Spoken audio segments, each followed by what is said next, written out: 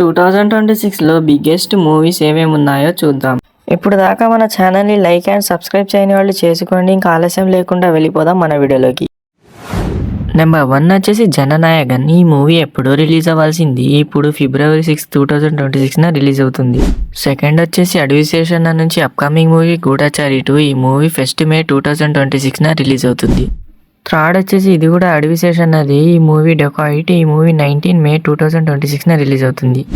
ఫోర్త్ది వచ్చేసి ఎన్టీఆర్ అన్నది. ఈ మూవీ డ్రాగన్. ఈ ప్రశాంత్ అనిల్ డైరెక్షన్లో 2026 జూన్ 25 రిలీజ్ అవుతుంది. ఫిఫ్త్ది rocking star Yash Toxic movie 19 March 2026లో రిలీజ్ అవుతుంది.